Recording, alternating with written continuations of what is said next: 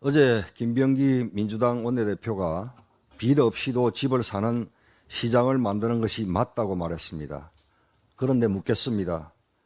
그럼 빚 없이 집을 살 수 있는 사람이 대한민국에 얼마나 됩니까? 물론 현금 부자들이야 빚 없이 집을 사겠지만 절대다수 국민은 그렇지 못합니다. 결국 그 말은 지금 당장 현금이 없으면 임대주택이나 월세에 살아라 는 말과 다름없습니다. 지금 시급한 것은 수요가 있는 곳에 집을 공급하는 것입니다. 빚 없는 주택시장은 규제로 만드는 것이 아닙니다.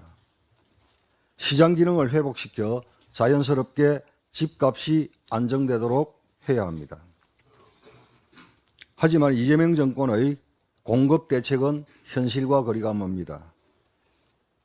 LH 중심의 수도권 135만 호 공급을 외치지만 각종 자료를 통해 확인해 보니 2030년까지 실제 서울에 입주 가능한 물량은 극히 제한적입니다. 그마저도 상당수가 임대주택으로 보여집니다.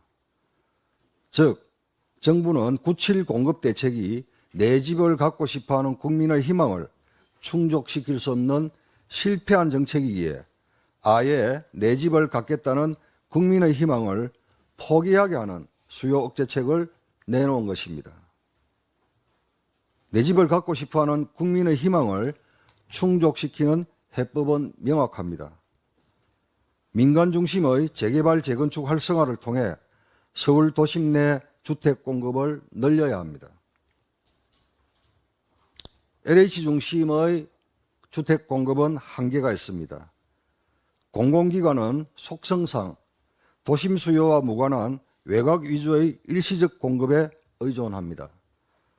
그러나 민간은 시장 수요를 철저히 검증하고 필요한 지역에 효율적으로 주택을 공급합니다.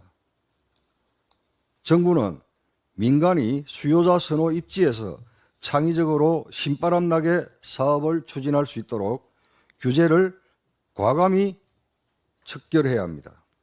노란봉투법 철회, 중대재해처벌법 합리적 보완 먼저 시행되어야 합니다.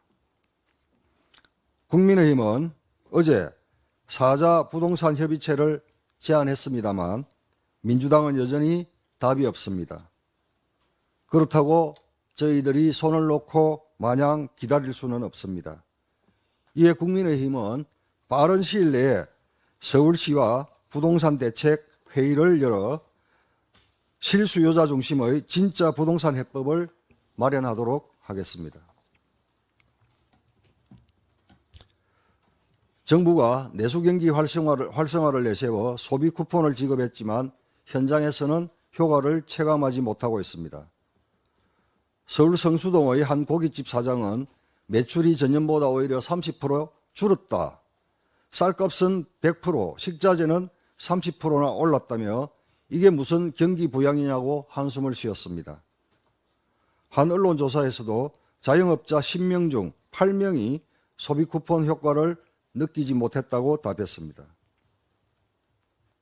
결국 내수 회복은 없고 물가만 천정부지로 오르고 있습니다. 엎친 데 덮친 격으로 나라 살림마저 악화되고 있습니다. 올해 8월까지 재정적자가 88조 원, 국가 채무는 1260조 원을 넘었었고 올해 국채이자 비용만 무려 32조 원에 달할 전망입니다. 내수 활성화도 없이 나라 살림만 적자로 치닫는 형국입니다. 이재명 정권은 돈만 풀면 경제가 살아난다는 낡고 무책임한 경제정책 방향을 즉시 바꿔야 합니다.